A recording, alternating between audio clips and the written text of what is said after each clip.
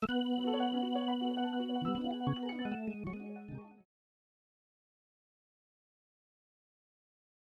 is Track Chat with the most known unknowns. And shout out to Hassan Stamps today. It's his birthday, man. He's the big 4-0. Nothing but a blessing. It's showing up backwards on my screen, but I think we get it. But wait. That's it? Yeah, there you go. Can't forget D. Lamont Johnson from Johnson C. Smith. I think he might be one of the busiest men in track and field right now. But this week, we're going to be discussing what's fast, man. Okay. So we got track fast, football fast, are they fast on the soccer field? So we're gonna deal with the age-old questions like football players make fast track athletes or track athletes make fast football players. We're gonna dive into all of that. All right. We're gonna dive into look, does it really matter if the competition is good or does a fast track make an athlete fast? So we're gonna dig into some things like that as well. But before we get started, I remember from earlier Lamont from our conversation off the camera, you had to go ahead and get some off your chest.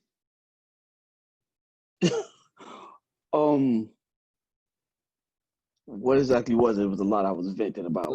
So when we were talking about the football fast and track fast, and we were like trying to define is fast across the board, or are they the same, or are they different? I mean, new studies show, that there is a distinct difference between football fast and track fast. But we all know that speed is how fast you could top out at. And most football players are great accelerators, but we all know acceleration is the beginning part of speed. We talk about max velocity. And a lot of them who are straight football players, I've seen them come to track meets, bro. It's a train wreck. It's bad. So this track speed is the ultimate speed. Like no sport can duplicate that. So track speed it is. Track speed is the best speed, only speed. If you want your guys to get faster, come see a track coach. Come see us. We'll get the job done. I'm disappointed in you, Mont. Me too. So, but anyway, I'm gonna be that fan. Hold on, Lamont. I'm gonna be that fan. So, to the non-track fan, Lamont, and I just watched the Super Bowl this past year. I'm gonna say, well, Lamont, what about the cheetah? What about a Tyreek Hill? He's a football player. Okay. All right. Now again, you're talking to a non-track fan. No, listen. That's how I asked it. Listen. I'm not saying that I don't know. I know. Okay, well, non-track fans is not gonna know. They're not gonna know. You know what I'm saying? Because once again, football is the quote-unquote dominant sport in the United States. So of course they're not gonna know the background, the fact that this kid, Tyreek Hill, ran the second fastest 200 meters ever ran as a junior in the history. He's only second behind Usain Bolt. Everybody know who the hell Bolt is, no matter if you're a casual track fan, or somebody who just watches a completely different sport. Everybody know who Bolt is. He's number 2 behind Usain Bolt. Yes, he plays football. His speed is unlike anyone else's. Him, Trenton Holiday, Jacoby Ford, C.J. Spiller when they was in the league, Rod Woodson, who turned down the combine to go to the big, I believe he turned down the combine to go to the Big Ten championships because he was the favorite to win or something like that. Randy Moss, who ran 21:12 on the 200-meter flat track. If there's any confusion, all you got to do is contact your local track coach and they will be more than happy to clarify it. Okay? That is the difference. They are football players, but they are legitimate track and field sprinters. They are legit track and field sprinters. They got track speed. No, all of them don't have track speed. Champ Bailey was good. Champ Bailey jumped 26 feet. Okay, you can call him a legitimate track and field athlete who's moved line in track and field, but happens to be a football player. He's a Hall of Famer. Okay, those guys. Jonathan Ogden was a multiple-time national champion in the shot and the disc. You can say he's a football player, that was hype, that was just moonlighting in track and field.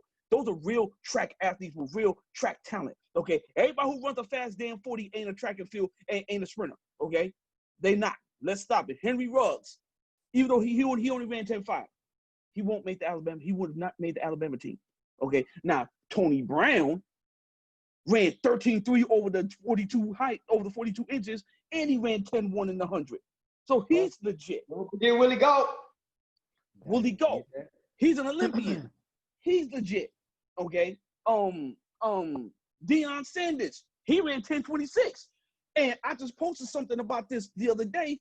O.J. Simpson was on the world record 4x110 yard relay team. When you convert it, it goes to 38.44, which is fast beyond fast in that era. Remember, he ran that 1967 on dirt.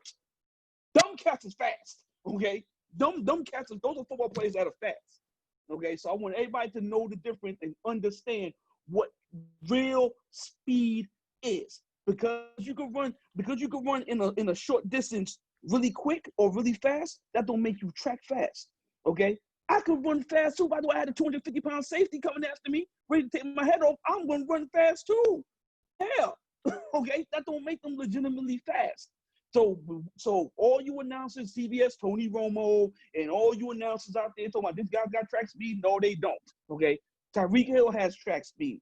Okay, those guys got track speed. And I'm done with my rant.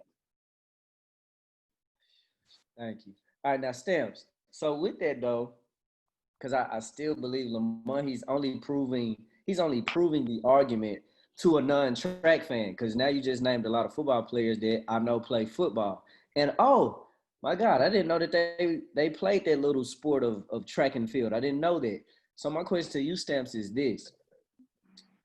Why don't we, so us being a part of the sport, why are we not promoting these guys more? Is it a belief that we already know that football is going to overshadow it, or we don't want to promote it because we don't want football or another sport to come in and take the claim? Why aren't we doing that?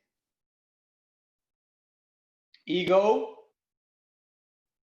Expound for the people. You know,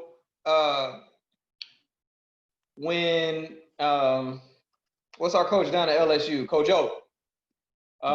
When Coach O says, you know, I like to recruit football guys that run track because they're a certain type of guy. You know, it's a firm belief that, you know, any football player that can go, and we could go down the line for football players that have had success in track, because you know, it just works better. You have a better athlete. Your big guys that are on the line, they can throw the discus and the shot, and their footwork becomes better. They become more athletic. Your skill position guys, Justin Hunter at the time at Tennessee, out of high school, this kid jumped 7'3", jumped over 25'10", and was over 52 feet in the triple jump when he came to Tennessee. Obviously, as a NFL wide receiver, 6'4" athlete. And I think with today's agenda of like one sport, I'm gonna put all my energy in bags or all my tricks in one basket, we've gotten away from understanding the fundamental purpose of what our sport is, or what football is from the speed perspective. When Lamont talked about Tyreek Hill, why he's so dangerous and hard to cover is because that's what track speed on a football field looks like. For him to be the second behind Usain Bolt, and I watched the young man at the World Juniors in 2012, you know, and when he went the route of football, that's fine. You know, no disrespect for any of those guys. That's game-changing ability.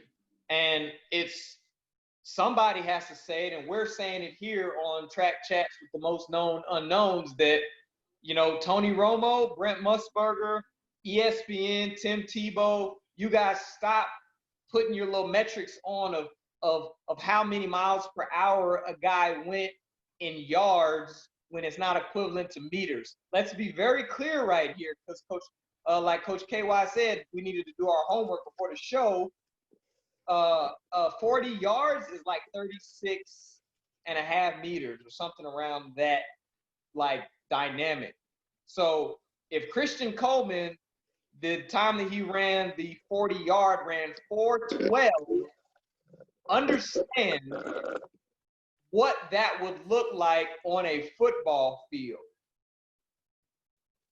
There was a time, just a little bit of a history lesson, there was a time when back when, like, Ronaldo, Nehemiah, the early part of Michael Johnson's career, Willie Gault, and that, like, exchange where NFL teams held the rights, like they do in baseball sometimes with guys that play football or whatever. They held the rights to some of the fastest guys in track and field if they wanted to decide to come football. My teammate and little brother, Justin Gatlin, even though he couldn't catch a cold, he was able to try out with several NFL teams during his stint away from track and field. Yeah, there was a rumor. My bad, Sam. There was a rumor that he ran 3.9 down at the Houston Texans facility.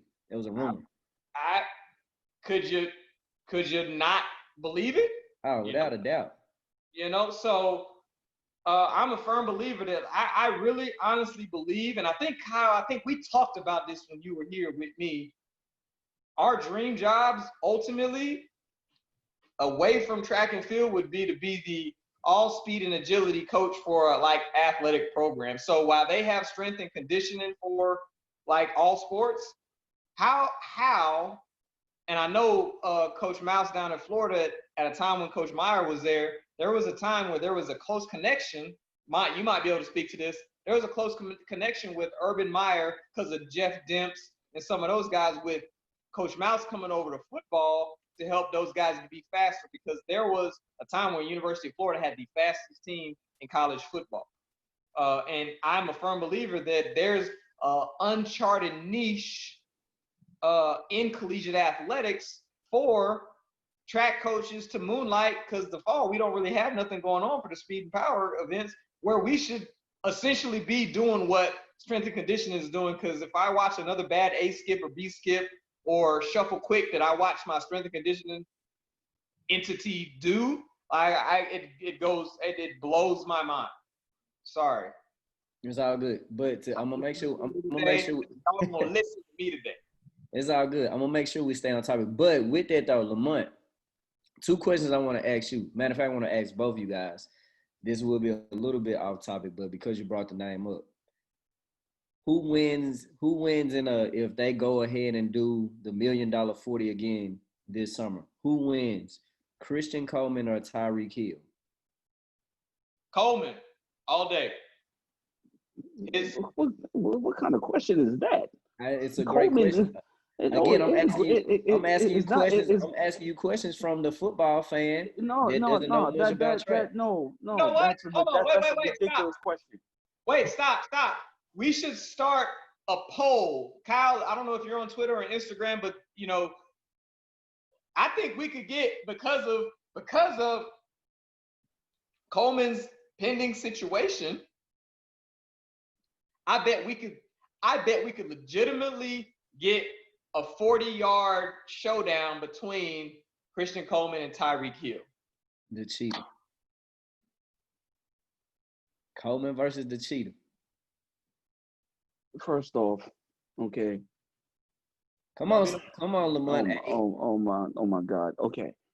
First off, Tyreek Hill hasn't been on a track in how many years? You have to take that into consideration. Doesn't matter how much Doesn't matter how much football stuff he's been doing. Okay. Christian Coleman has actually been doing track training. Tyreek Hill has been doing agility training that gears towards his specific profession. Okay. Now, hold on. Now, if this was Tyreek Hill, Oklahoma State Tyreek Hill versus Tennessee Christian Coleman, when they both had enough time to get their bodies acclimated and ready to handle that, I can see where that could be a fair fight. Okay. But in case you have not noticed, yes, Tyreek Hill has taken the league by storm. But I also noticed that initial burst that he used to have, it starts to go away slowly but surely. Now, granted, he was injured, but watch the difference. It's no coverage out there that's stopping him from going over the top and taking the top off of defense and ripping them a new one. No, okay. He does not do the necessary speed training. I know he doesn't do the necessary speed training. Yeah, we okay? know you know what all Lamont. You know that on 3 days a week he's not, and I know because I got the closest resource. We know, Lamont. We know. All right. So all right. Even though y'all trying to mock and this and the third, at the end of the day, it's facts. So that would be a ridiculous. It wouldn't even be a good matchup. Christian Coleman would blow him away. It would be a great matchup. It would be a great matchup. Close. I'm still picking Christian Coleman to win, but it would be a great matchup. Hold on. You know it would be a great matchup? Marquise Goodman versus Tyreek Hill. That would be a good matchup. It would because they're both in football, but the dynamic is to get the narrative to change about track speed and football speed, and it would still be a good matchup because Tyreek Hill's machismo and his honor and his glory and his this. You talk all this stuff, bro, but you really mean to tell me Tyreek Hill is going to just concede losing to Christian Coleman without a fair even though we all know what the end result's going to be, you legitimately think Tyreek Hill would say, nah, I don't want to race. If we could set something up to where both benefit just like a prize fight, somebody's going to be the loser, and then people start to at least say, oh, dang, look at that. I'm going to not pragmatically think that a football guy that's really fast really owns up to like a track guy. Because listen, every time I'm in a car for a small period of time, like I remember Usain Bolt's world record run, and they said that, with the biometric screening, he had topped out at like 28.9 miles an hour, like right under 29 miles an hour. Bro, do you realize how fast stuff is going by you at right under 30 miles an hour, Lamont? And that is a human being on the ground. Dude, listen. Y'all can sit here and wish upon a star. It won't be a fair fight. Christian Coleman will destroy him, similar to how Ben Johnson destroyed the world in '88. Okay, it won't even be close. It'll look just like that. It won't even be close. I don't care how much machismo, how much manhood he got. Look, I know what happens if you stand in front of a loaded gun and someone pulls the damn trigger. Okay, I know what's gonna happen. I know the end result. I know what's gonna happen. So we all know what's gonna happen. But we all know what's gonna happen. So okay, wait. Listen, to me, it's gonna be a fair fight. It's not an unfair fight. Let me say this. It's not a fair fight. Let me say this. Didn't we feel like that when Usain Bolt was on the line? Dude, you comparing track athletes to football players. It's not the same. I'm asking it's not the same. Question. Stay on topic, Steph. Stay on topic. Stay on topic. I am. Listen. From 2008, 2012, to 2016, when Usain Bolt lined up in a 100-meter final and a 200-meter final, wasn't that the exact same of knowing what happens when you stand in front of a loaded gun? Come on, dog. Oh my God. This is what happens when you drink your breakfast. Listen. You are comparing 8 of the fastest men who actually train to run track to go up against a guy who has not been on a track since maybe, when the hell was that Oklahoma State? 2013? You are asking a man who has not competitively ran in a track meet in almost 6-7 years to go against a guy that, okay, I street fight. I can fight in the streets. Does that mean I can step in the ring with Tyson? Hell no. No, not if you have not been like physically training. Guy. I believe Tyreek Hill might beat the 7th, 8th, or 9th, the guy that's running 10-1 and 10:09 or 10:08 or 10:11. But we're not talking about if them. he has the amount of time to train, I think he can get one of those guys. But we're Nah, not but talking about I made them. it. We're I talking made about it be a Christian fair Coleman. fight. I think I made it be a fair fight. Coleman. We're talking about Christian Coleman. We're not talking Right. about that. We're not talking about the guy who just missed making the finals and in the semifinal. We're talking about Christian Coleman, the man who sits upon the throne right now is the fastest human in the world.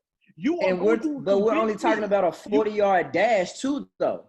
I'm not talking about a 60. I'm not talking about a 100. I'm not talking about a 150. You do Them lining you up do, in a 40, okay, he's okay, not gonna get you do- obliterated. Okay, you do realize that Tyreek Hill ran 4.29 or 4.27, but mostly in the 4.30s. Christian Coleman ran 140, ran 4.1. That's not good. It's pointless because we all know the outcome. All right. I don't care how much y'all trying to publicize track and field. If you want to publicize speed, have it more comparable. Have a Marquise Goodwin versus a Tyreek Hill. Okay. No, Both guys it should who be. really ain't in track and field, but got track and field backgrounds, but their primary sport is football. To me, Nah. that's more comparable. That goes to Hassan's point. If I got Usain Bolt dropping 9.8s, 9.7s all over everybody, and the next closest guys are 10 flat, what's the difference? And that's the sport that he trains for. Dog, So if y'all I'm gonna reaching. look at a Y'all- 4.1 listen. and a 4.3, 0.2 of a second from a non-track guy, it's gonna make for great entertainment. It's a good battle. Listen, y'all reaching so bad, y'all can grab ass from across the street from y'all apartment. That's how bad y'all reaching, okay? Y'all are reaching so bad right now.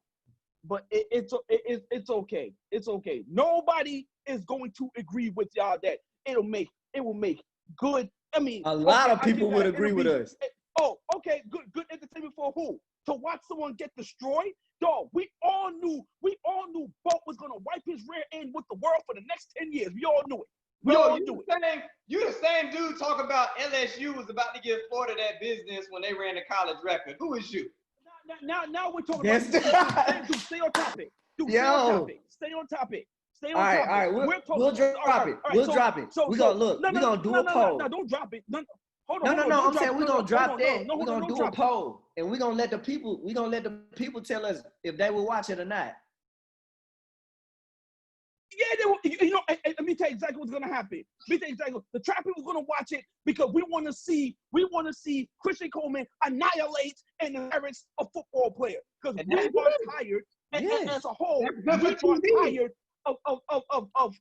of people claiming that, because they run a fast 40, they can jump in track and field. That's the only reason why we're going to watch it. We just want to watch the sheer annihilation, the demolishment, the curb stomp, the ass thrashing, the prison jump of a football player who think he can get in the ring with the big dogs. Okay? That's what we are going to watch it for. And now the casual fan, maybe he can't run with the track because track is easy. And then when they lose their money, that's a bet that Vegas would even take. Because we all know how that's going to turn out. So let me ask this question if I'm not jumping over Kyle. What would happen if they lined up side by side and Tyreek Hill won? Thank you. He's not. But he's not. What if he did? But he's not. I'm asking you that. But he's not. That he did. What would happen if he did, Lamont? Just put that hat But on. I'm he's not. asking a question. It's hypothetical. I'm not putting that hat. I'm not putting that hat on. It's never gonna happen. Down. It's never gonna happen. It's never gonna happen. Dreams are made for bedtime, not during the day. Okay, dreams are made for bedtime.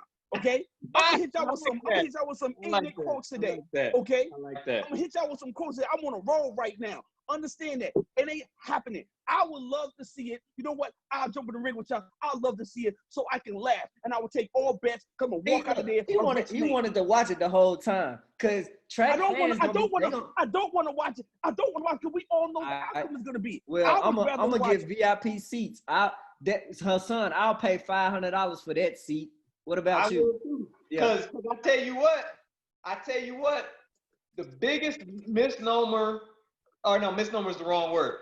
The biggest win that I think track and field ever created that they've not gone back to was the 150 between Michael Johnson and Donovan Bailey.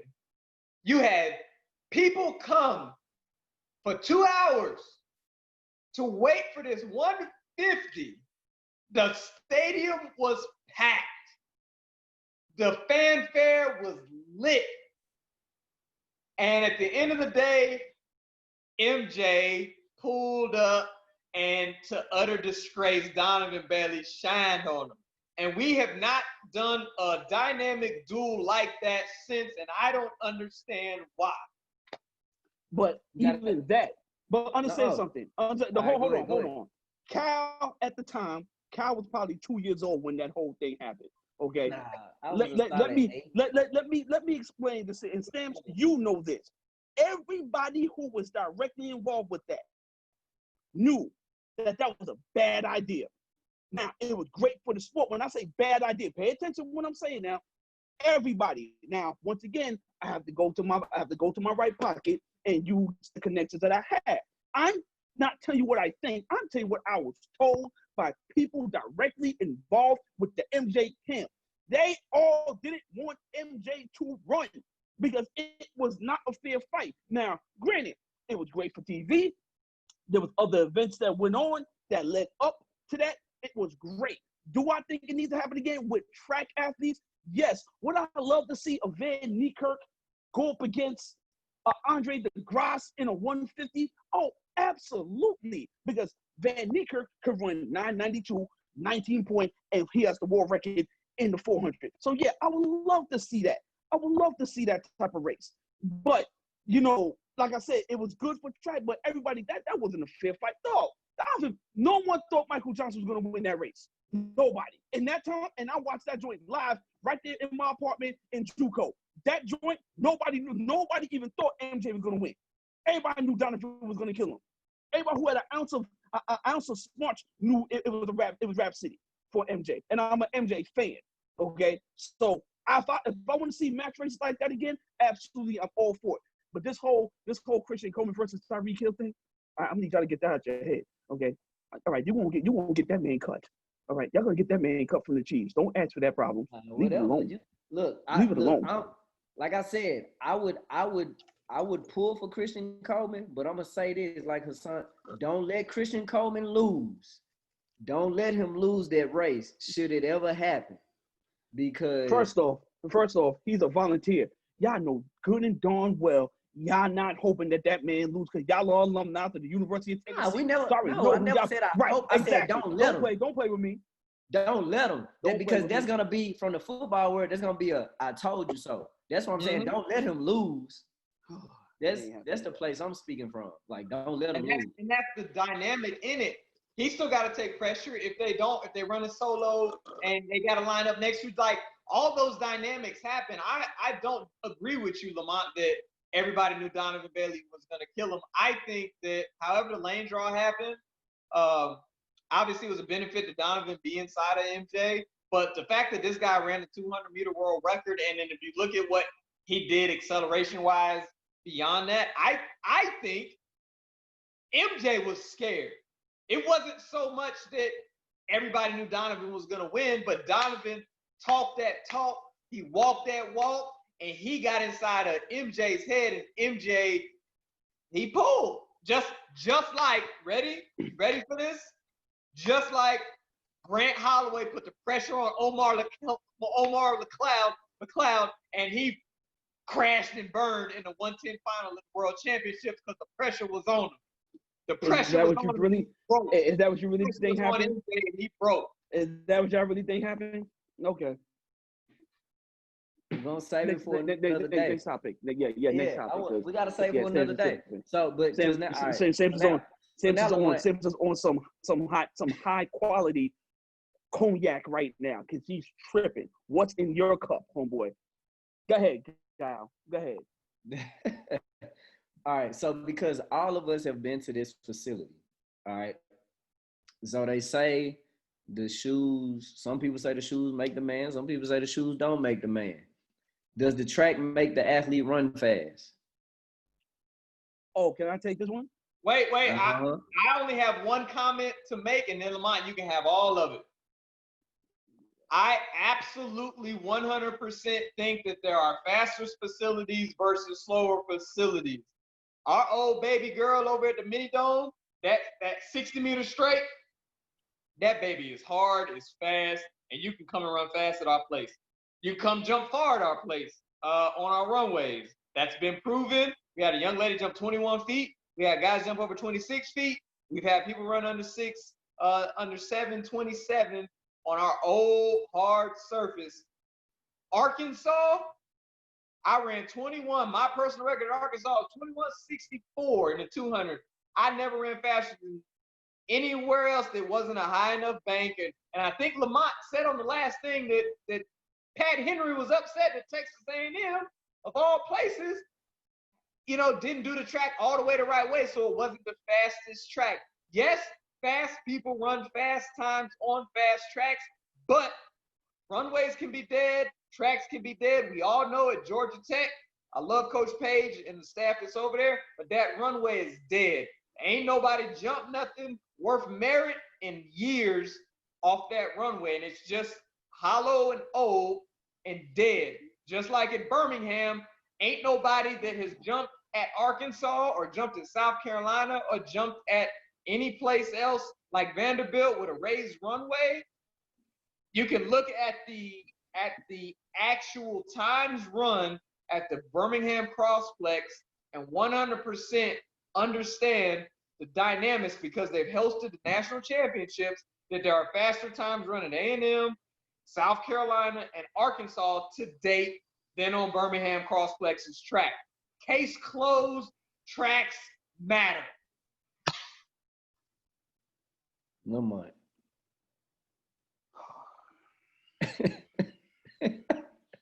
It's his birthday, man. Everybody gets one day out the year. Listen, man. Listen. I don't know what he's been drinking or whatever the case may be. I understand it's his birthday, so we got to give him a pass. But you're embarrassing me, Stamps.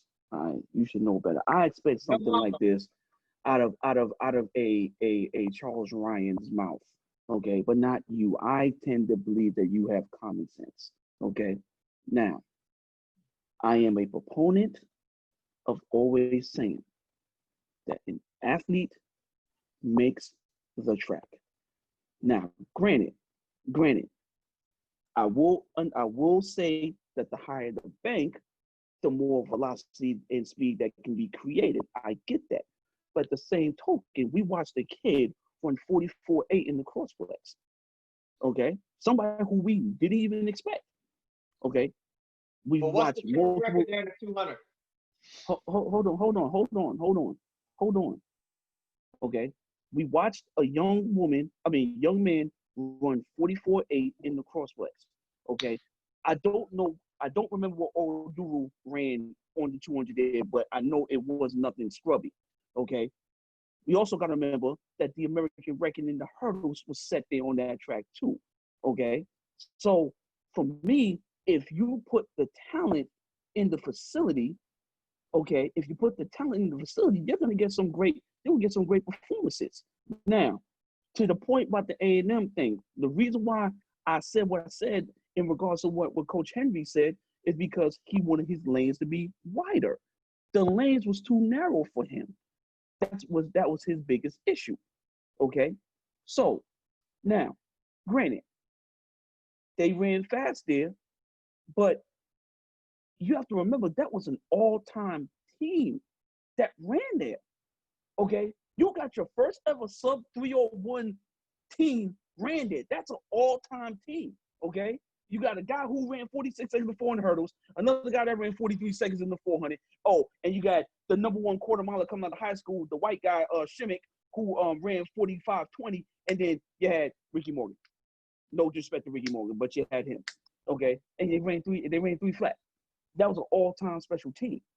So for me, when you put special athletes there, they're gonna run fast. Arkansas, look, you can put a bunch of donkeys on Arkansas's track, you won't get a bunch of donkey ass times. Okay, that's what you're gonna get. But you put some studs out there, and with the advancement of spikes, the advancement of training. Remember, when we were running stamps, Vince was ahead of his time. But there's things that Vince learned as he got older, as y'all left the program and he moved on, he got better in his coaching philosophy and his coaching training. So, of course, everything started to change. Everything from the high school level started to change, and it started to be able to blend with the college level. So the athletes make the track. The athletes make the track, man. I'll have to interrupt you here because you do know there was a 5-year like.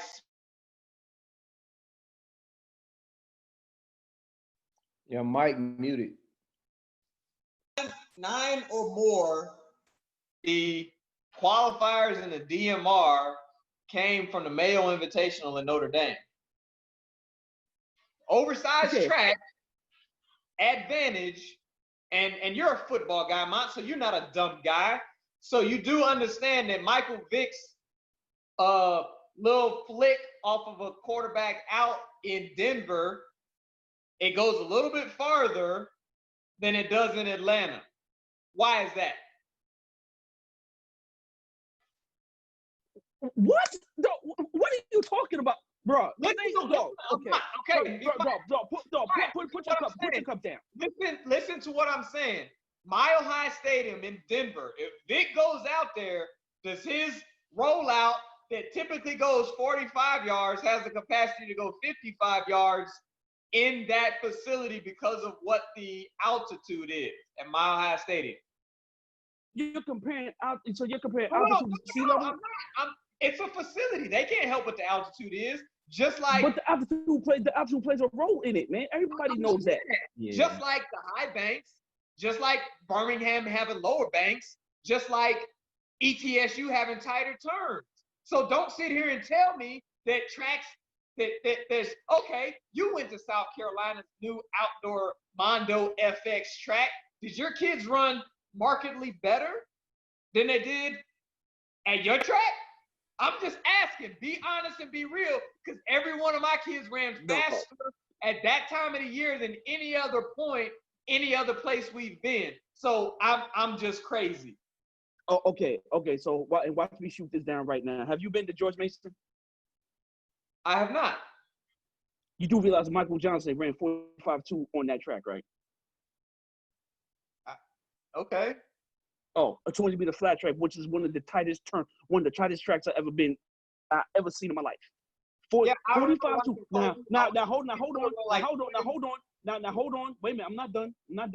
The first sub 45-second indoor run was done in Reno, Nevada on a torn up wooden track by Michael Johnson. The second one was done in Atlanta, Georgia, in the Georgia Dome. Okay, so once again, the athlete, okay, if the athlete's talented and they're gifted, they're gonna run fast. Because when Michael Johnson broke the world record in Reno, when he broke that world record in Reno, that was a torn up wooden track, not surface, not Mondo, none of that stuff. It was a wooden track. But a wooden track is a hard track, which makes it a fast track, Lamont. You do realize that, right? Oh my God. I'm not serious. When because Karan Clement lowered the collegiate record to under 45 seconds, where did he do it at? Dude, he did it in Arkansas. Exactly. Thank you. Rest my case. But what does that mean? What does that mean? He didn't do it. What does that mean? He did not do it nowhere else. Why? No, all the open quarters he ran all year was at Arkansas. If Florida went to Arkansas, when he broke the world, when he broke the world record, he wasn't doing that in the O'Connell Dome. He wasn't doing that at Florida's indoor track when they had it. Come on, man. Listen. When Karan. Hold on, Stan. I want to hear him. I get what you're saying. I tell you what, and this is my saying. My donkey runs faster at Arkansas in the 200 than they do at ETSU in the 200. Tell me where the lie is. My worst kid runs faster at Arkansas or South Carolina's track than they do on my track. Tell me where the lie is, Mont. You full of crap, man. Dog, you finished with that nonsense? First off, You Hey, comparing Quran. Lockhart. Oh my God. Oh my Jesus Christ. Oh my Jesus. I'm Okay, go working ahead. Go ahead. Go ahead. I'm just gonna let you talk. I'm just gonna let you talk. Cause you know you already lost the debate. So I'm gonna let you talk. Go ahead. Do you have any comment on to there's good places to jump or bad places to jump per your experience as a jumps coach? There's definitely better places to jump than there are other places. Some places the runway is just slow. Some places it's just trash. And some places is more bouncy. You're gonna get down that runway a little bit better. Like that. Like every jumper knows that. Everybody knows. I even heard from Christian Taylor's dad himself told me before Florida redid their track, he said, Christian doesn't jump here. Why? Because that runway's dead. If you ever notice, whenever Christian comes back to Florida, he ain't jumping until they redid their track. As a jumper, per experience. Everybody. When it was against the fence in that little corner, it was trash. Nobody jumped far there. And they had to put the best stuff there for it to be better. And that's why they moved the joint to the infield. Ask the Godfather. I'm gonna say this. All right, Mike. I'm gonna say this. I think both of y'all make great points. Reason being, us all haven't been athletes. We've been in races where it's gonna take the competition number one. You know what I'm saying? So Usain Bolt doesn't break the record if he wasn't being pushed, but he also doesn't run that same time without that surface that he was on when he ran it.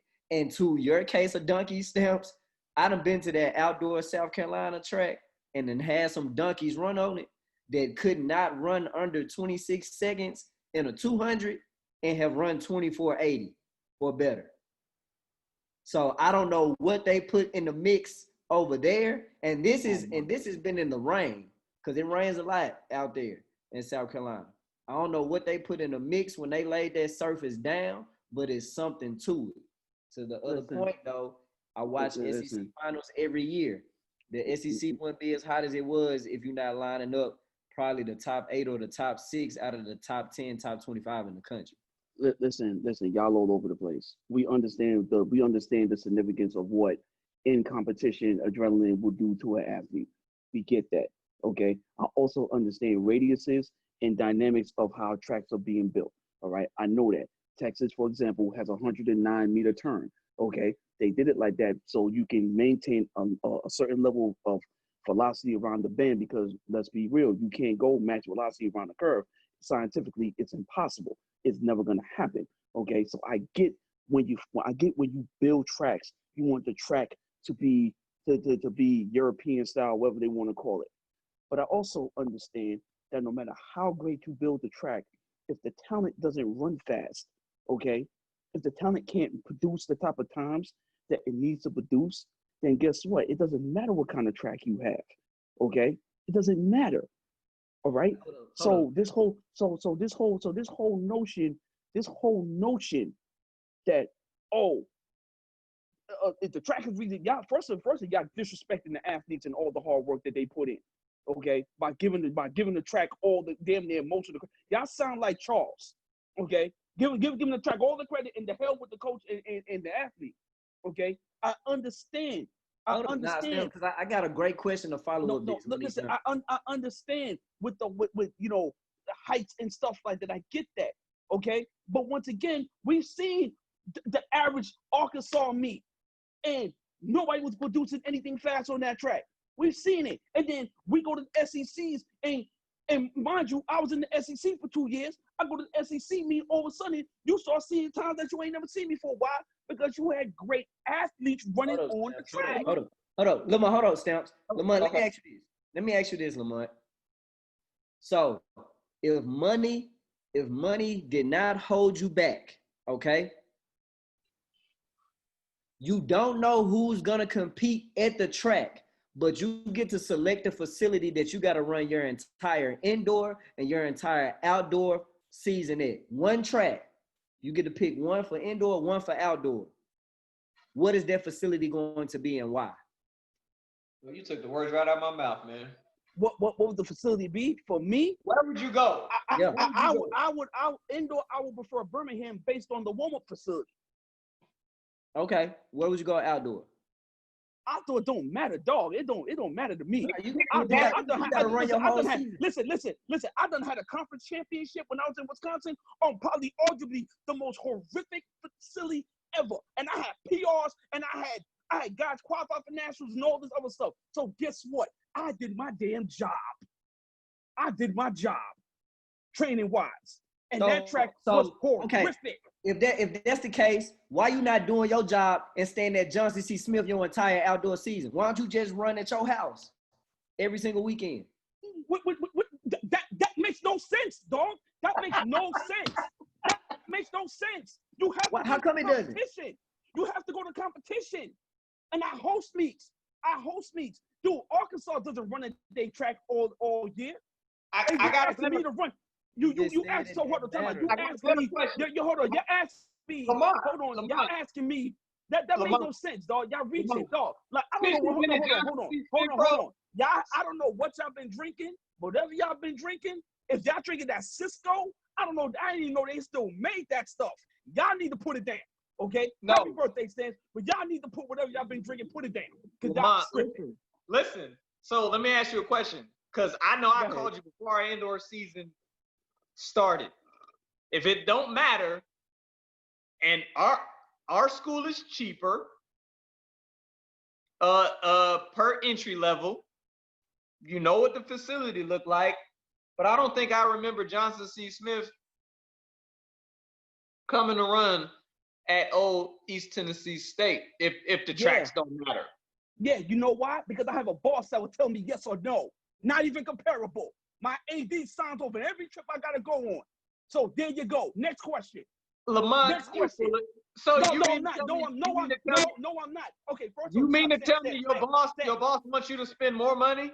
Your boss wants you to spend more money than less? No, listen to me. Stance, listen to me. I'm calling BS, bro. They cut down how many overnight trips we are going on. Okay? So it has nothing to do with your facility. Because I came there when I was at Virginia State. So stop it. It has nothing to do with it. But my boss, if my AD says, you know what? I don't want y'all traveling that far. I don't want y'all going here, this and the third. What am I going to say? What's the drive? So that's an irrelevant. Wait. Sam, that's an irrelevant topic. That's a relevant subject. You're making no sense. Question. What's the drive to Columbia, South Carolina from Charlotte? An hour and 15 minutes. Okay. That was my question. I didn't know. But exactly. Look at you. He picked Birmingham. But outdoor, you said it doesn't matter. So again, if the facility doesn't matter, why not just stay at home every single weekend and create the competitive environment that you can have? And let's see how it matches up. Let's see how it matches up against an LSU Alumni Gold or Florida Relays or UGA Spec Towns or a Texas Relays or a Raleigh Relays or Tennessee Relays or Mount Sac. Because listen, one of the main guiding forces in us being able to go to Florida Relays every year is we know the track has produced fast times.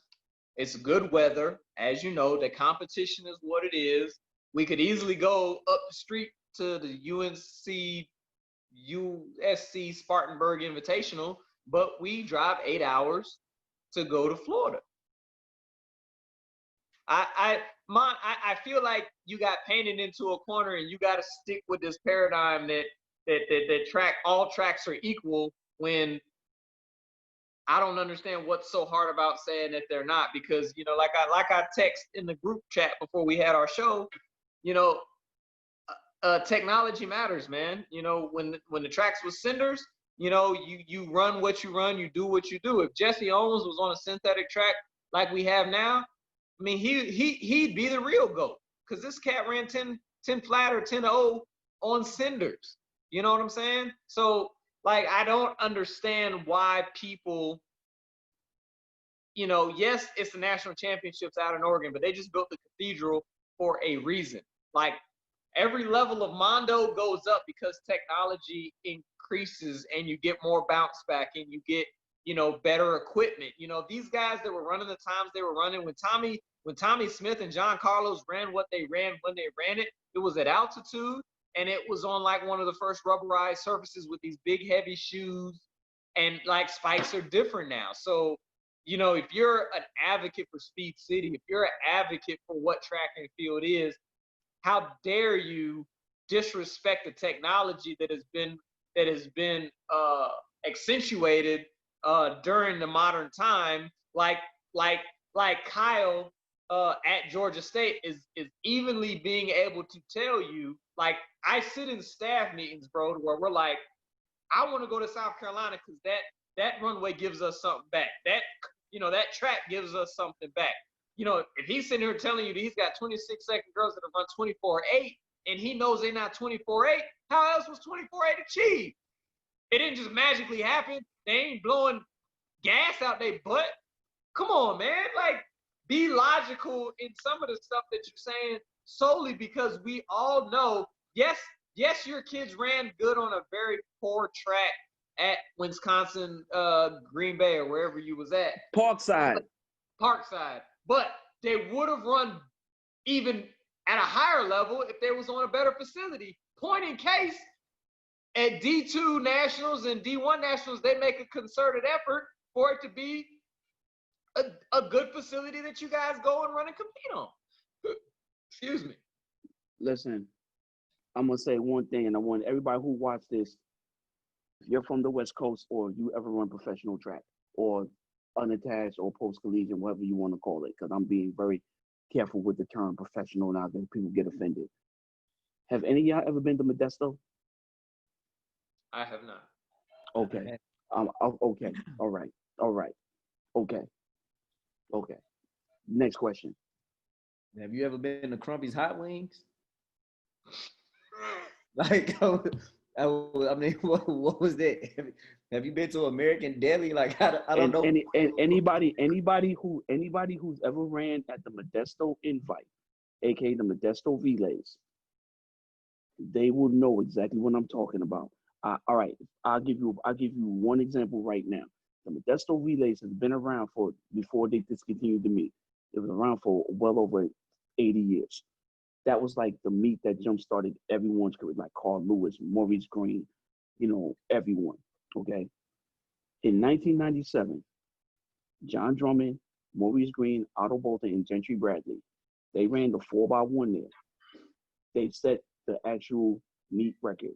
Now, mind you, 97 was Maurice Green's breakout year. They ran 30, they ran 39 or something like that, okay? Now, the track never got resurfaced. For matter of fact, the track was one of the worst tracks in the world. One of the worst. You ask anybody from Jeremy Warner to Leonard Scott, because Leonard Scott ran there. Okay? I know he did. Right. So you ask any of them how horrific that facility was, okay? How horrible that track was. Do you know that a team of me, Jeff Lanes, look how old he is. Okay, look him up. Leo Settle and Carlos Moore. We ran against HSI, and on the anchor leg of HSI was Jason Smoot. Y'all remember Jason Smoot? Jason who? Jason Smoot, the kid from North Carolina. Yeah, big dude, big swole dude. Okay. My team and his team are still the only two teams to ever run 38 seconds on that damn track. Now, you know, and now the track is horrible, but you know why we ran fast? Because we were fast. Next topic. Move on. I'm done. All right, man. So, okay. Wow. Y'all are funny today. All right, so next thing is we're still speaking on what's fast or what's not fast or whatever. Let's see. I wanna see how well you guys are with your scientific side of coaching. All right. What's fast if a guy, man, that's great. All right, Lamont, I'll start with you first then. A guy's 5'5", okay? 5'5", 145 pounds. Mm-hmm. What you talking about? The Brian Blanton? You talking about the Brian Blanton? runs 10:29. All right. Brian Blanton. Then you got another guy, let's say he's 5'8". All right. Say he's 5'8", about 160. runs about, we'll say 1039. All right. Who is the more efficient sprinter? Well, no, which sprinter is faster? The guy who gets in the line first. I mean, it's all about who can apply better force application. It's about strength, man. Like the guy who's 5'5" may have better strength numbers. He may be stronger. He may have his angles correct. He may be able to apply force much more effectively than the guy that's 5'8" and 100 and whatever pounds that you say. It just all depends. Or, the one thing people don't like to hear, maybe Jesus Christ left out what a coach can't put in. I mean, that's probably it. I mean, we can sit here and think about the science of everything, but at the end of the day, man, you're going to get the most out of what you can get. And, we've all done it all. We've all tried to find that extra oomph in our training as athletes and as coaches. And we've done it all. Sometimes, man, it just is what it is. So But to answer your question, who got the most? I don't know if I can really answer that. You know what I'm saying?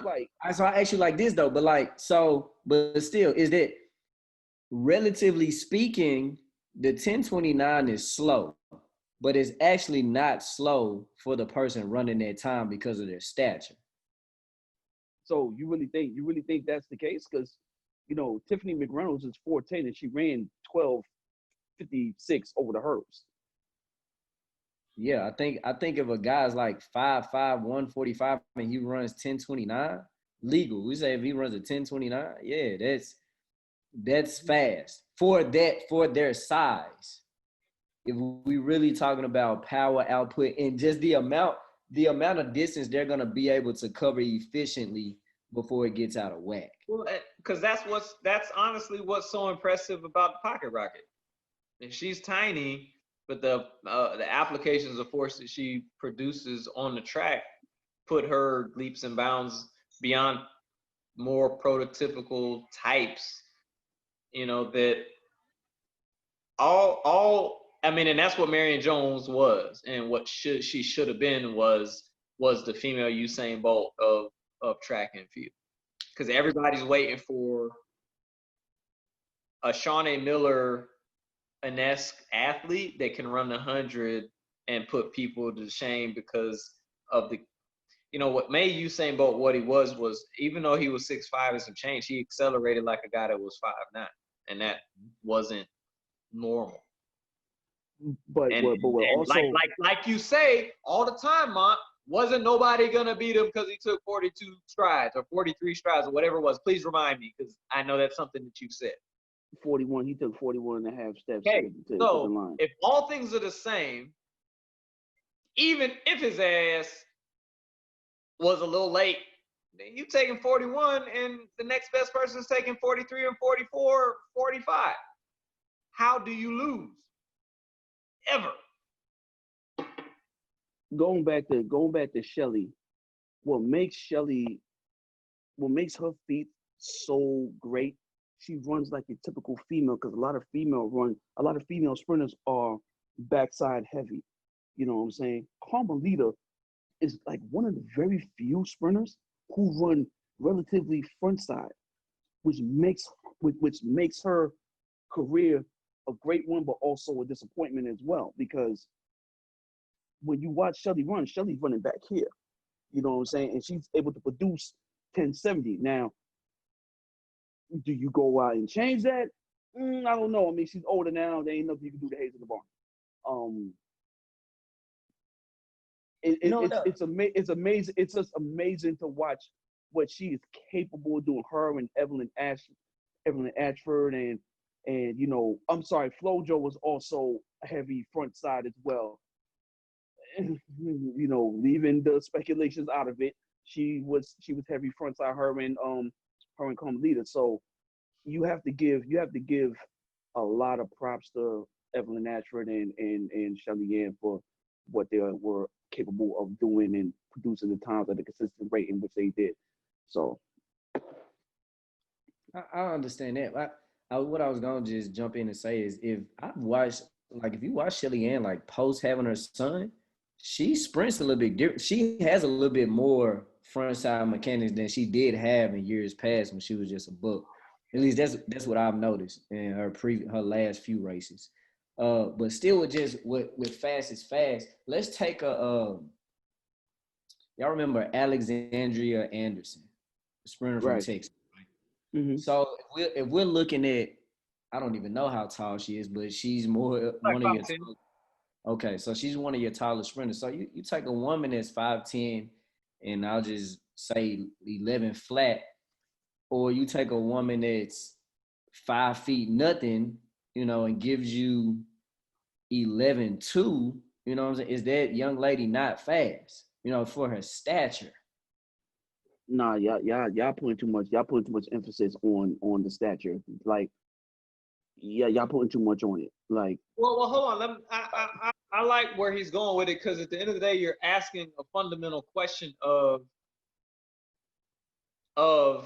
if like Sha'Carri, she's every bit of maybe 5'3" or smaller. What if she's able to do the exact same thing at 5'10"? Right. Then she might run 10.65. Like that's the question. Like, will Usain Bolt's 100-meter record, is it gonna be broken with somebody that's significantly smaller, or are they gonna have to be in some sort of range and deliver the same way that he did? first off, the only way Usain Bolt's record is gonna be broken is if Marion Jones, Ben Johnson, and Tim Montgomery got into a chamber and created a love child. Okay, that's the only way. Hey, somebody Okay. had him a napkin. Right. Man. All right. Nobody is breaking his record. All right. Y'all need to get that out of your heads. We are gonna probably not be alive by the time that record gets broken. Okay. Hold up, is nobody gonna break it, or is it not gonna get broken, or what? Dude, I don't see that record being okay. I don't see the record being broken for like another 20, 25 years, bro. Okay. I think that record record's gonna stand the test of time. So with that, my question to you is this: is it going to take can someone? How tall is Christian Coleman? 5'9"?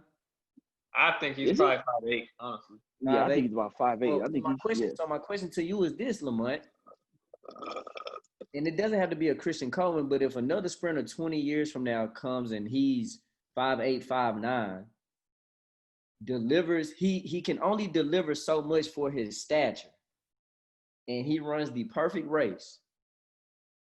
Does that record go down, or is it going to take someone of Usain Bolt's stature? I'm simply asking off of his physique. Yeah, no, I'm not looking at the stats. You have to look at the genetic makeup. If Bolt had it when Bolt was conceived, when Mama and Daddy got together and they conceived him, he had it from there. So the next person who's going to try to break that record has to have the genetic makeup in order to break that record. But that's Lamont. That's what he's asking you. He's simply saying is all things being the same. Wait. So Lamont, can a person of Christian Coleman's stature break Usain Bolt's world record? You said stature, which is height, not genetics. Height. I'm just saying, but he's got the world record in 60. My question is still our question is still the same. No. Coleman run 9.57. No, he cannot. And why? If you're going off of stature, which is height, okay, then he's out the running.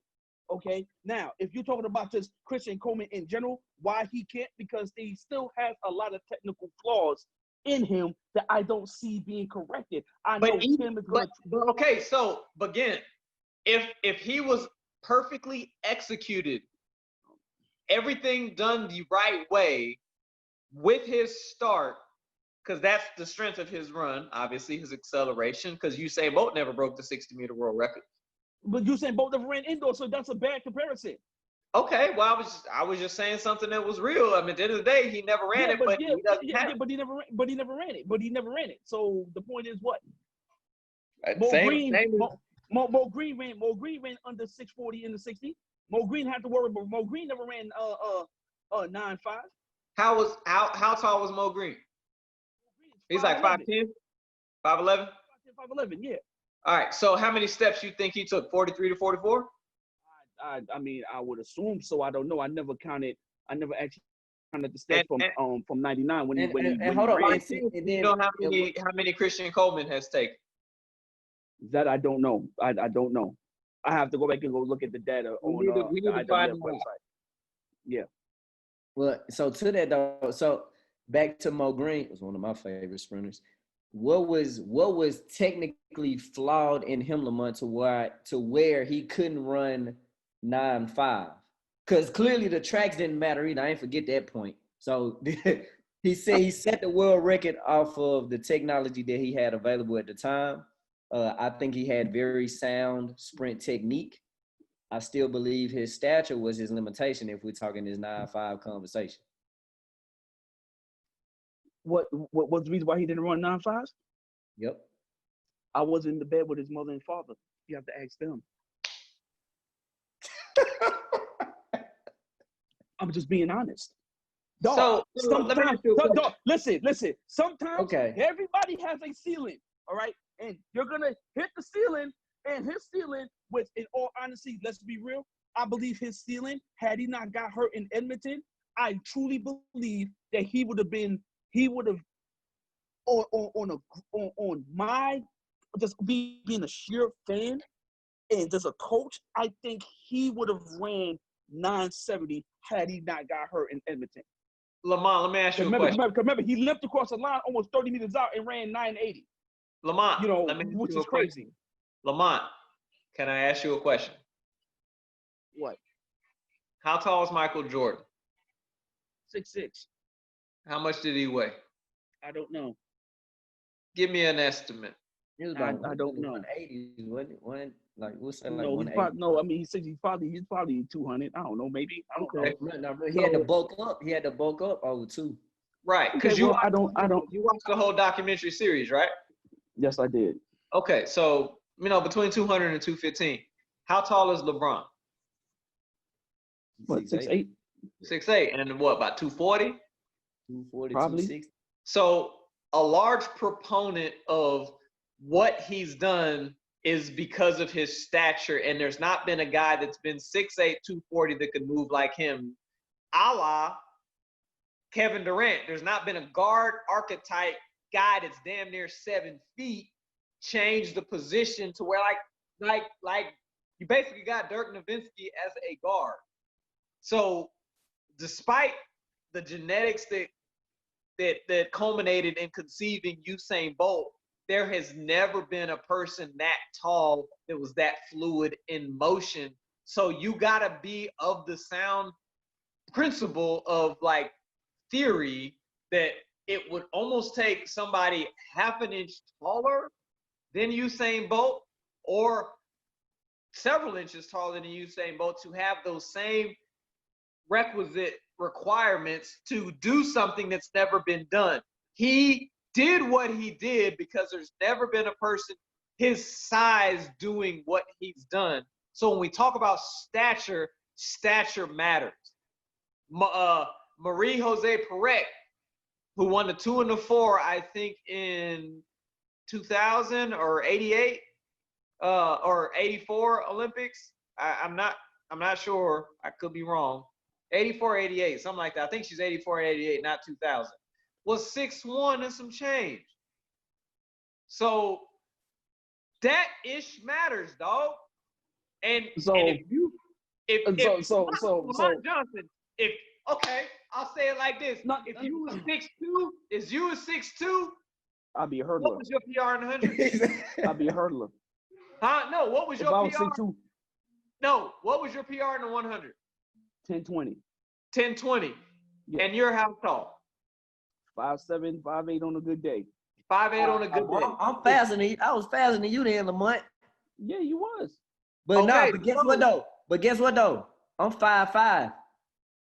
Okay. So if you were that mean genetically you were just faster than me.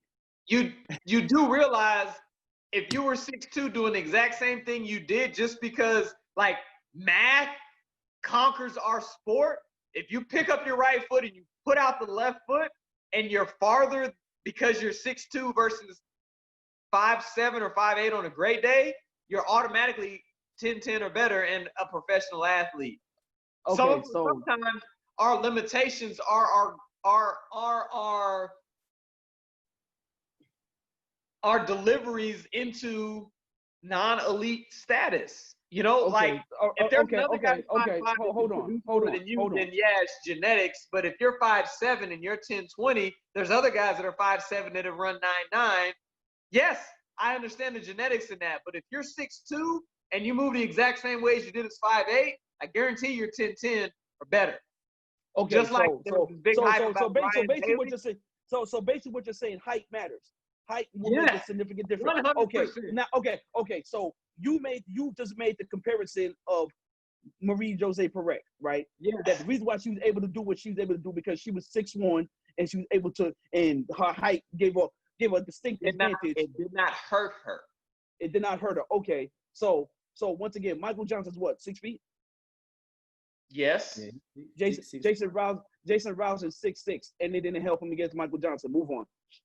No. Let's go. Next topic. And listen, and Van Niekerk was shorter. Listen, and Van Niekerk was shorter than Michael Johnson. So what you saying? What I'm saying is genetics play a role in it, dog. If you don't got it, you don't got it. Your height only the height thing is that's an irrelevant conversation point. If you don't have it, you don't have it. No. Yo, you better sign up for a USTF CCCA online course this summer because you need a refresher. Longer levers produce more force, man. Dog, you know me, guys who are 6'2". Hey, I'm calling Vince right now and see if he can get a refresher course. Hold on, time out. Do you know how many guys that was 6'1", 6 foot that I destroyed? You know how many that people just means that they were not always the shortest guy. And I was the shortest guy on the damn field. You know how many quarter miles I had to run against when I was on the 4x4 that was way taller than me and they couldn't see me? You know how many? Well, how many times did you beat? At some point, listen, I understand. How many times y'all trying to get to? How many times did you beat Derek Brew? How many times you beat Andrew Pierce? I never raced Derek Brew. How many times you beat Gary Kakaya? I never raced those guys. You ain't talking about them though. I ain't never raced them. So that's an irrelevant point. Even if you did, bro, you ain't run 44.5 like Gary did. Gary Kakaya was more time. Or 44 like Derek Brew, or 43 seconds like Jeremy Warner. Jeremy Warner's taller than you. I'll give you an example. Hold up, Stamps. Let's look at hurdlers. If height doesn't matter in the men's hurdles, it matters. My God, dog. Now you talking about barriers, dog. No, y'all are drunk today. Something's up with y'all. No, we're not. Man, I'm gonna tell y'all not to post this because y'all are tripping today. Okay, y'all are bugging. Y'all are on some other stuff today. Michael Thomas for Trinidad and Tobago. All right, is 5'9", maybe. No, he ain't. No, he's not. Him and hold on. I think him and his hip height ain't what it's supposed to be. Hence why he's stagnated and ain't ran nothing real. I think him and Omar McLeod they roughly about the same height. Nah, Omar McLeod got him. Omar McLeod's how tall? How tall you think he is? I think he's like 5'10", 5'11". He's taller than Markel. He's Colin. What's the dude from England? Colin Jackson. He's like his height. But what I'm saying is this, and Michael Thomas has run. I think he's run like 10:10 or 10:08 in a flat 100. But due to his stature in the hurdle events, like it's only so much he's gonna be able to do. And he's not a bad hurdler. You're comparing okay. Oh my God, y'all is bugging today, bro. Y'all are comparing clearly when you're hurdling. No, hold on. Y'all been running off at the mouth. Clearly, when you talk about hurdles, you're talking about the 110 hurdles. Of course, height is going to make a difference when you're going over barriers. Lamont, okay, I want to ask you a simple question. Please don't be an a-hole.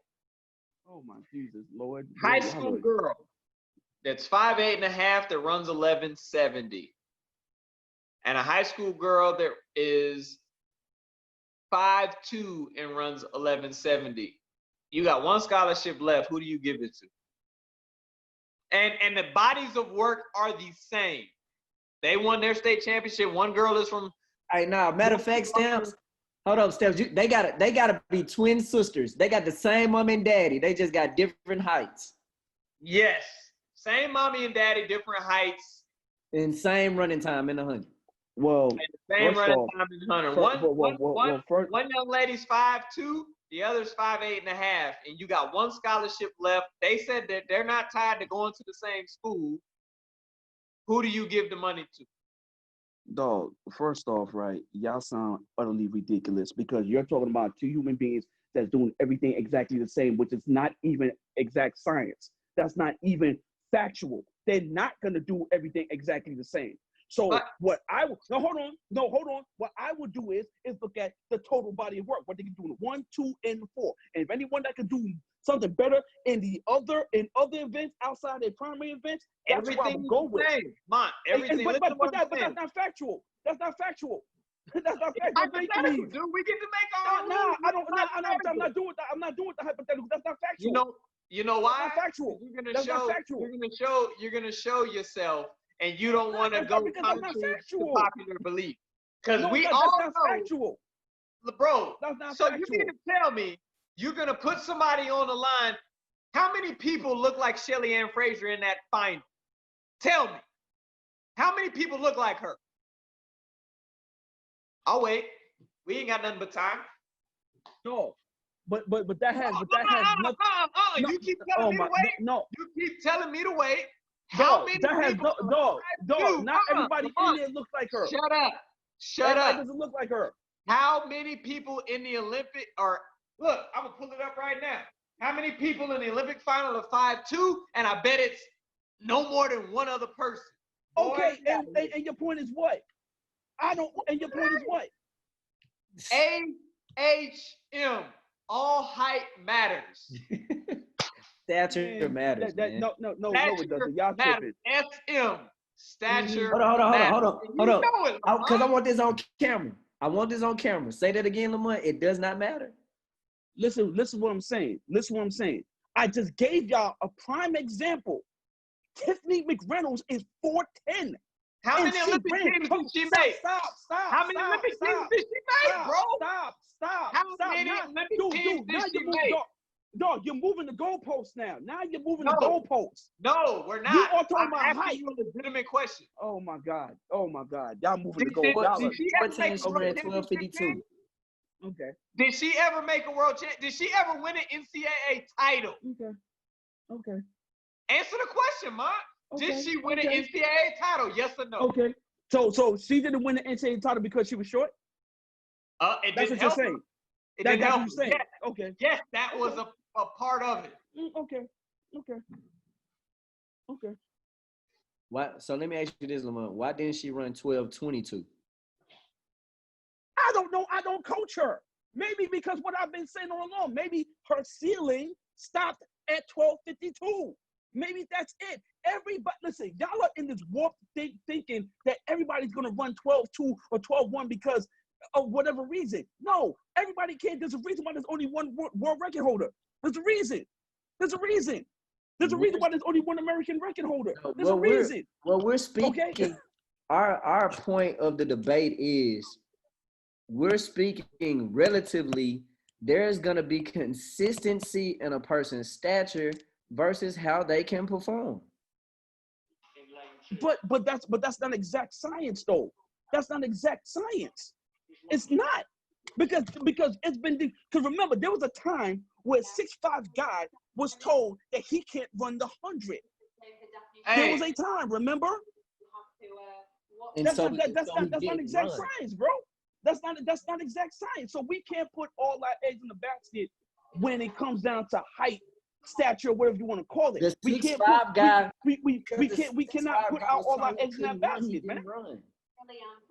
The 6'5" guy was told that he couldn't run, so therefore he didn't run. But then once he started running, we now see what these taller athletes are capable of doing. It's no Okay, different. no, It's no different than if you weren't able to play football as a black man, but then you started playing football, you took over the game. Well, of course, when you wasn't in the sport to do your thing, it was nothing to compare it to. So, of course, shorter guys were dominating and were running fast. But we can now argue that because taller athletes in stature are proving that they can produce high amounts of force at a very, very fast rate, they are putting it to people that are smaller. It's not that they're going to win every time. It's not that it's a guarantee, but it's relative. On a two, very talented Ivory Coast athletes, Fury and Ahura. Oh. Nowhere near as fast. So I guess we all recruiting 6'5" athletes now. Nah, but if I had to answer Hassan's question, if I'm recruiting the 5'8", 1170 versus the 5'2", 1170, which one I'm gonna recruit? I'm gonna recruit the 5'8", 1170. You do realize that two of the three girls that went that finished in the top three in the women's 200 outdoors at the NCAA championships, right? You do realize they were 5'3" and shorter, right? You do know that, right? That's great. All right. You do know that. So what I'm saying is the height thing. I understand what you're saying, but it's not exact science. It's not to me because you're 5'8". All of a sudden you're gonna mysteriously become Shawty Miller-Uibo, or if you're 6'3", 6'4", you're gonna become the next Asafa Powell. That's not all the way factual. It's not exact science. I'm not saying it can't happen, but I'm also saying that it's not exact science.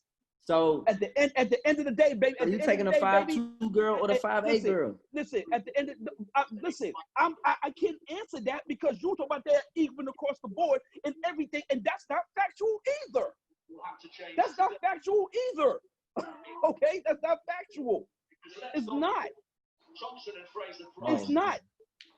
You name me two athletes where everything they've done is exactly the same. Times, everything, in every event. Find them. Once you find them, we'll get back to this conversation. Next question. So then if that's the case, Mr. MJ is the GOAT. Why is MJ the GOAT? That might be what's needed. I call MJ the GOAT because he owned the world records in 2 events. He was multiple Olympic champion. All right, the dude was unbeatable in the 400. He was damn near unbeatable in the 200. Okay, he ran 42.9 on a relay carry. Okay, he's done all the things that will culminate him as the greatest 400-meter runner of all times. He's done that. He's done it. Okay, unlike Van Niekerk, who tried the 2-4 double and failed miserably. Okay. He successfully did it in back-to-back championships. He did it in 95, and then he came back and did it in 96. Okay? So he's the greatest long sprinter in the history of the game. That's my prerequisite of it. Has nothing to do with his height and all that other stuff. Has everything to do with his body of work of what he's done, the times that he put up, the way he put fear in the hearts of everybody. That's why he's the GOAT. Okay? That's why. Even when Butch Reynolds and Quincy Watson and all those guys were at their peak, they couldn't touch him. Okay, they couldn't touch him. Stamps. So that's why he's the GOAT. He's the greatest of all time based on that alone. All right, so how tall is the 100-meter world record holder on the men's side? How tall is the 200-meter world record holder? How tall is the 400-meter world record holder? How tall is the 400 hurdle meter world record holder? How tall is the 110 hurdle world record holder? How tall is the 800 meter? All right. So I want to tell y'all this right now, Lamont, and you've lost. So I'm sorry. In the World Championship final last year, I got 6 of the 8 finalists, just so I don't have to string it out anymore. Dina Asher Smith, 5'5". Mariel Ahore, 5'5". Elaine Thompson, 5'7". Tiana Daniels, 5'7". Jonielle Smith, the baby of the group, 5'7". Sally Fraser Price was 5'0", and Marie Talou was 5'2". So of the 8, and I know the other girls are at least 5'5" or taller that I didn't get to. you can't allow outliers. This is the same thing I get in trouble with Coach Sanchez when we have our debates. Outliers can't be the norm. So as of right now, your average height of the World Championship finalists is going to be somewhere around like 5 3/4, right under 5'6". I do the math, just so y'all can have it. But stature matters, man. It just does. And we can't. I'm not gonna sit here and like I got my midget mites, my midget. I call it the midget wonders on my team. One of my top athletes was what was our girl's name, man? The hurdler. I don't even know what I'm talking about. Huh? Didi Edgecombe. Didi Edgecombe was every bit of 5'2.5", and she ran 13.29 in the hurdles. But there's a reason why Kyra Atkins ran 13.15. It mattered. It helped. It was what it was. And we all have a prototypical type. Like the year that Penn State's women's 4x4 was like gangbusters, I think won the 4x4. Every one of them chicks was like 5'10" or taller. I think Gail Hunter was the smallest one, and she was a multi-kid, but she was like 5'8", 5'9". But every other one was like, no disrespect, but like Amazon. And, if you can cover more ground and do all things the same, Lamont, like that's just math. And like Coach Kyle said, if you need a refresher course, talk to Coach Anderson, talk to Mouse. You know what I'm saying? Like nobody outwardly chooses just because we're tied to understanding that the technical aspects and responsibilities of what's required for high-level sprinting is hip length. I'm 5'9.25", but my hips sit. I'm actually supposed to be 6 feet. I got a short torso, but the reason I was able to qualify for 2 indoor national championships was because my lower half was longer than my upper half. I would not have been able to do the exact same thing if my hip height wasn't the same, and that means something. And if you're not gonna relinquish the understanding that matters, like Usain Bolt did what he did because he moved like a guy that was 5'5", that was 6'5". How can you not do that when you keep saying, man, genetics? Okay, if it's genetics, that's fine. But at the end of the day, there's never been another person in the world that's been 6'5" to move like a guy that's 5'5" and take 41 strides in 100 meters to be able to run 9:58. Come on, man. Like, get out of your own way, bro. And the only thing I was gonna add to that was just to shed light on another event. Bashawn Jackson, one of the best 400 hurlers to ever do it.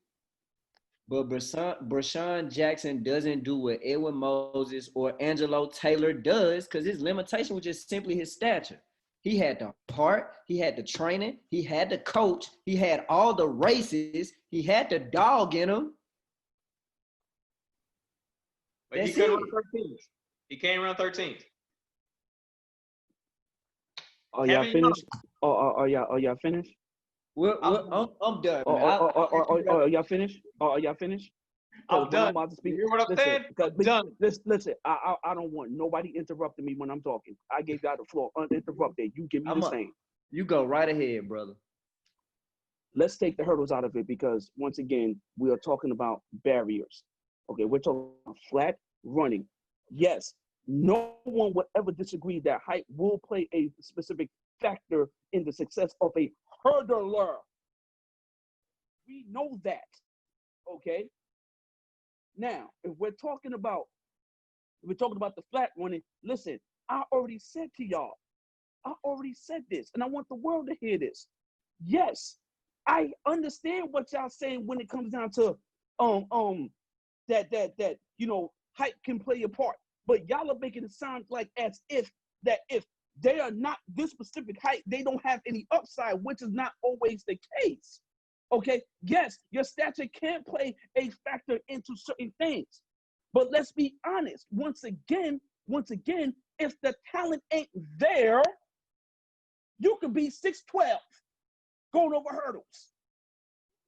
You could be 6'6", be the tallest man and move like and you can move like a cat and have certain things that have you looking like you're moving swiftly or whatever the case may be.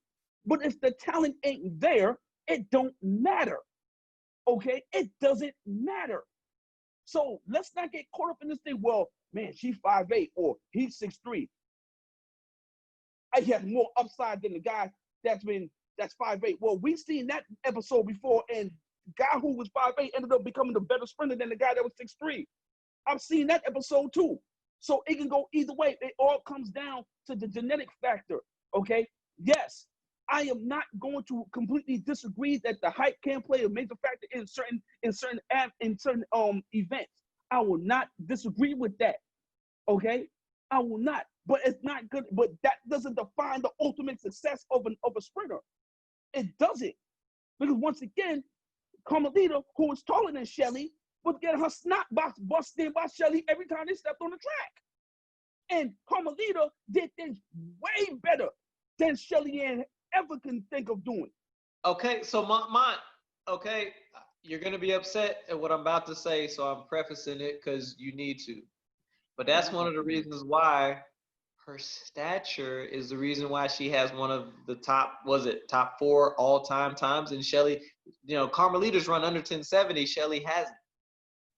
Right. And once again, okay. But who got their ass bust the most? That's inconsequential. Lamont, that's inconsequential to what we're saying. That's no different than you. That's no different than you saying Asafa Powell is 100 meters ago.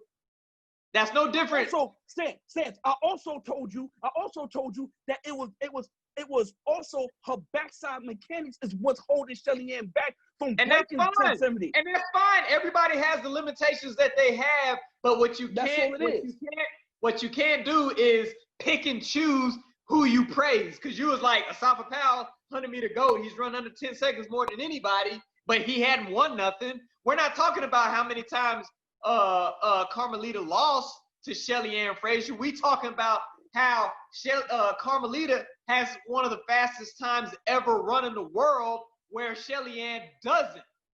Do you not understand that? Speak to that. And like I said, the only reason being that Carmelita has a faster PR than she does is because Carmelita executes her race flawlessly. And when I say flawlessly, I'm talking about from a mechanical standpoint. Remember, Carmelita runs front side heavy, which means a whole difference in between what Shelly does and what Carmelita was capable of doing. We all know the reason why Shelly can't break a 1070. It's because she runs with backside mechanics. All right, that's all it is. I got a question. I got a question I got to ask you. It is. So I got a question I got to ask you. All things being the same, and we're going to find out who you really are right now, and that's okay. We all are different. We all entitled. That's what makes our show what it is. Kyle has his opinions. You have your opinions. I have mine. So is El Nasser dirty because she's smaller but ran faster over 400 meters than Shawnee Miller? What kind of question is that? No, you're dirty dog. What are you talking about? Answer it. What are you talking about? Dog, that has nothing to do with the topic. I'm asking. Yes, it does, because we're legitimately talking. She ran the second or third fastest all-time 400 meters at 5'2.5", where Shawnee Miller-Weibo is 6'1.5". How does that happen? And now we got the missed test and all this other stuff. So my question to you is the same. Can a person do that clean at their size? Because she obviously took more steps than Shawnee did. You realize that Shawnee has lost multiple major world and Olympic championships? Yeah, she's lost to people shorter than her. She won the Olympics because that was the whole brouhaha about her and Allison because she fell out over the line. So right, she won. But she's also lost. I think she's lost more than she's won. and title. So, like I said, that's answer my question. but no, because you bringing in drugs. No, that's it's ridiculous. Even statement to even make. I'm just ridiculous. I'm just Nah, asking. man, nah, I ain't answering that question, man. Go on Okay. with that, man. All right. Well, then Not with drugs, man. I'm not playing that game, man. Answer this, and we'll get out of here. So Lamont, that means by can Hassan and I, should we expect to see a Johnson C. Smith men's team of a 5'8" and below, and a women's team of 4'10" and under in the near future? What are you talking about, dog? I'm not done. Ridiculous question. No, I'm not done. I'm using the parameters that you. I'm using the parameters. The parameters. Y'all said it. So let me finish. I only started with their physical. I only started with their physical makeup. Okay, because throughout the recruiting process, you're gonna see that they got these physical, incredible genes, and then you're gonna also be able to identify if they got that dog in them, if they got that hunger, if they coachable, and all that stuff. So once you figure all that stuff out, is it safe to say we're gonna be confident in Lamont Johnson having a 14? No, Cal, you sound ridiculous. Carl, you sound ridiculous. Just stop while you're ahead. Wait, sound hold ridiculous. on. Lamont, hold sound on. ridiculous. I don't think you understand. Wait, y'all sound ridiculous right now, man. Wait, Lamont, you don't know where he's going with it. The reason he's asking you that is this. Tennessee, at the time of Kyle's tenure, had the shortest, fastest 4x1 in the country. Listen to what I'm saying. The shortest, fastest 4x1 in the country. And I'll let him break down everybody's size to you. But here's the problem. They didn't win the NCAA title. But that has nothing to do with their height. They ran against a team that was probably better than them. What the hell? We didn't. We lost because Ruben didn't take off on time. That's why we lost. But all I wanted Lamont to answer was, if he finds athletes with the genetic pool, is he gonna turn them away because they 4'10" or because they 5'5"? Dog, first off, right? When I recruit, I look at a progression. Okay, I look at a progression. That's what I look at. Y'all are coming up with these weird questions and scenarios that don't make no sense. Dude, y'all are tripping. I need y'all to do better next week, man. I'm gonna send out an anonymous email to high school coaches to say, hey, send your best and brightest 4'10" and 5'5" athletes to Johnson C. Smith. Dog, do better. Dog, listen to me. Listen to me. I need y'all to do better with your questions because y'all made no sense tonight, and I'm completely embarrassed. But go ahead, finish, man. Finish. Nah, man, we're gonna get you the shortest 11.5s in the country. And we're going to get you the shortest 10.5s in the country. And see what you do with it. And see what you do with them. Yeah, that's the headache you're going to have. And y'all made everybody who's going to watch this is going to call me and say that y'all made absolutely no sense today. No, because we're not saying we're not saying tall people are the fastest people. We're just saying, relatively speaking, now that we have a taller athlete involved in the sport more, it's relative. It's a relative argument to what. It's not a relative argument. He's the outlier. Bolt is the outlier. He's not the norm. He's the outlier. Bolt is the outlier. The second tallest sprinter is what? I think Asafa, and then it's Carl Lewis. I think 6'5", 6'4". Francis Obequelu, who was 4. Okay, so Obequelu, 6'4", Asafa, 6'4". Yeah, Frankie Fredericks and Linford Christie weren't little either. Frankie Fredericks wasn't that tall. But Linford Christie is what, 6'2"? Yeah. He's like 6'2". So that's tall as Gatlin. Justin's like 6'2.5". He's right under 6'3". And Scott was what, 6 foot, 6'1"? Yeah, maybe? Scott was like 5'11", 6 foot. All right, man. So, yeah, y'all. Listen, I need y'all to do better next week, man. Do better next week, We bro. need you to do All right. better next week. I'm fine. No, I'm fine. I'm fine. Nah. I actually make sense. Y'all didn't. I'm fine. I'm Oh, fine. well. I'm glad you graded your I'm own fine. test. I'm fine. I know I'm what fine. happened in college when you graded your own test, Lamont. Who You was wrong. I You was want to like, know. "Ooh." I want to know who gave you your certificate when you took your exam with USTF-CCCA. I want to know who the hell told y'all. I want to know who the hell told y'all that being tall guarantees some type of level of dominance. I want to know who the hell We told y'all didn't that. say that. We didn't say that. All We right, didn't say I want to know who. I want to know who told y'all that if you get a tall athlete, it's almost guaranteed that blah blah blah blah blah blah blah. No, okay, no, it's not. Oh, that's not an exact science. Listen to the words I'm saying. It's not an exact science. It's not, and it's been proven time and time again. It's not a proven exact science, or else everybody's gonna go out there and be getting 6'5", 6'6" runners. No, we're not. It's not exact science. You're gonna have your outliers that can be able to do things that somebody shorter that can't do, and then you have somebody that's shorter that can do something that somebody taller can do. The only thing that the height is gonna really impact is the hurdles, because you're going over actual barriers, not flat running. You're going over actual barriers. That's all I'm saying. Now, do better next week. Do better next week. Sign us off, man, and make sure. I like to get my make sure we get roses. our intro. Yeah, man. Can we give it our roses? Sure. Hurry up, cause I'm gonna give y'all damn roses, cause y'all killing me right now, man. All right, I like to go first since it's my birthday. All right, man.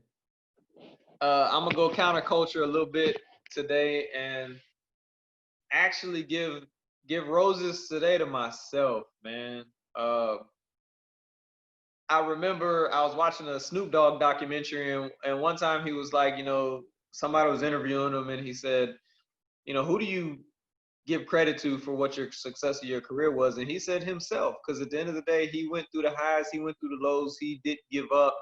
And, you guys have all been party to some things that have happened recently that, have kind of come my way that is obviously out of my control. And, I can honestly I could take one way with it, or I could take another way with it. And, I'm choosing to, continue to do what I do. I totally came to ETSU with the hopes, promise, and purpose to give it a shot of adrenaline to make it relevant. There's not many D1 programs that don't have a imprint in sprints, hurdles, and relays. And during the time I've been here, I've been able to do that. And I just want to give the roses to myself because, my 16 years in collegiate athletics have been hard. They've been arduous. They've been not fair. Maybe would have crushed a lot of people. Maybe a lot of people would be out of the sport. I have friends and colleagues, and I've even heard Kyle and Lamont over the course of our weeks of conversation say that there are people that have left the sport because they didn't have the stomach for it. I know exactly what Lamont's been through. And, he's a testament to his due diligence, his New York heart, his unforgiving spirit of, he was going to get to where he's at, despite the haters, despite the detractors, despite the people that, weren't supportive of his motives and moves. And as I sit here as a 40-year-old man, I'm exactly where I think I'm supposed to be. I'm a believer. I know God is real, and I don't think God puts anything on us that we can't handle or we can't take. So as I commemorate my 40th year traveling around the sun, I made it to a point to where a lot of people haven't. Respect to Rashad, was it Brooks, the young man that lost his, or Brookins, I don't want to, mispronounce his name, but a young man that lost his life at Wendy's by the hands of the police. He was 27. And I remember being 27 and, things that were happening to me. And to be able to look back that, now I'm at this milestone of 40 years, I'm proud of myself, man, because I could have easily found a way into a different avenue of professionalism. But I stay true to myself. I continue to work hard, and, I'm here to share my story and triumph that ain't nobody break me. And that's just important to me. So I give roses to myself this week. All right. What? That was a long soliloquy. Did you get it all out? You need another minute, brother? We going hitting the 2-hour moment, son. You feel better? I'm good, bro. Man, Okay, good. You get one day out the year that's yours, man. Look, I'm giving mine to the women of Academy of Art. I've said this multiple times every time I've embarked on a new journey in my life. If it wasn't for those women, I wouldn't be where I'm at today. I owe a lot of my future success, past success after Academy of Art to them. They helped catapult my career in the direction in which it's been going. From Vashti to Jasmine to the other Jasmine to Tiara to Juju to Bree to Dom to Kiki to Bean, to Q to all of them. They played such a major role in my life. They were there for me when my coach passed away. My college coach, they were there for me. Their exploits and their belief in me is the reason why I am here now. I love them all. I stay in contact with just about all of them. A lot of them are mothers and wives and stuff like that. I am so proud of them. And, they made me become an actual girl coach, because before them, I was literally terrified to coach women. And they made me comfortable in coaching women, and my success is all geared towards them. And I give them all praises and I give them all flowers. Cool. I'll finish mine with mine is gonna go out to Carjay Lyles this week. I know he's well known in the track and field community, for some good, some bad, some great. But I value people based off the relationship I have with them. And when it even I think just my whole path honestly starts with him. I was a walk-on at Tennessee, but I wouldn't have chosen Tennessee if it wasn't for just the connection that I had with Carjay and the team at that time when we attended the Tennessee track and field camp when I was in high school, and just how he's been. I don't have a lot of associates or anything in his sport right now. But he's one of the few people that I trust and that has always been very transparent with me about how to navigate things, how this industry really works. And I think him, along with Hassan, and sometimes, y'all are so misunderstood, but I know that y'all hearts are always in the right place. So I definitely, I tip my hat to him this week. I know I haven't talked to him probably in a couple of months, but definitely giving him his flowers while he's still here with us. All right. So, fellas, this has been a long one, man. We're going to have to chop this one up in probably 2 episodes. I'll see if we can in some kind of way. But it was definitely fun. We're going to put Lamont in a refresher course this summer. I'm going to need y'all to find Jesus. I'm going to need y'all to find Jesus. I'm going to need y'all to find Jesus. All right. I told y'all. I'm not against what y'all saying. I am telling y'all it's not an exact science. He held up.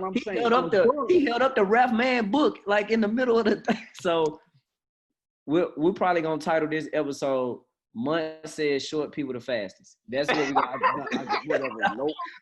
This has been track chat. You wanted to be that. You wanted to be that. No, what is it? No. Like I said, I'm not disagreeing with y'all. I'm just saying y'all thoughts is not an exact science. It's not guaranteed. It's not a guaranteed exact science. That's all I'm saying. This has been the Track Chat. Do me right. This has been Track Chat with the most known unknowns. I will see y'all. Continue to be unknown. Are the fastest. Y'all gonna continue to be unknown. Y'all sat there. Y'all put Vince Anderson in a bad light. Shame on y'all. Peace. No. I'm Coach Kyle Stevens. In here we got the Lamont Johnson. Happy birthday again, Hassan Stills, man. I love you guys. I'll see y'all next week. Yo, what's good, world? What up? You have logged into the Track Chat with Coach Mont Johnson, Smith, Coach Hassan Stamp, East Tennessee State, Coach Kyle Stevenson, Georgia State, and Coach David Pickett. North Greenville. And on the intro, you got me, Coach J. Say what you want, speak from the gut. But if you're speaking to us, study, buddy, dog, people are nuts. You wanna really act and deep if you want. You want me keeping the buck. It's not the place for that. Your face will get cut. This ain't the running in place. It's a full throttle. Who wanna race? Known the unknowns, let's make the debate. Knees up, never ease up. Breaking the tape. While you bringing up the rear, looking for ways of escape. Truth hurts, don't it? Stay in your lane. For the back of everything you say will proof of who proclaims your name. This is the end of field talk. Don't come in with this skybox or you will get ejected outlined on the sidewalk. If you want to hold court, better come with full force. Cause we're pulling all cards. You know what the blog's for? Track, chat, rap with the facts. We make it do what it do, don't need no pass in the back. And we don't care where the truth is. We're here with the blueprints. Building on a legacy, the real, keep it moving. Winners never lose, maybe learn from the bruises. You might land a jab, but you'll get flurried till you're stupid. So guard your grill and pray to God for Georgia still. Shouldn't kick a man when he's down, but it probably will. Far from arrogant, confident in a skill. I wouldn't argue. If I was you, log it and chill. Peace.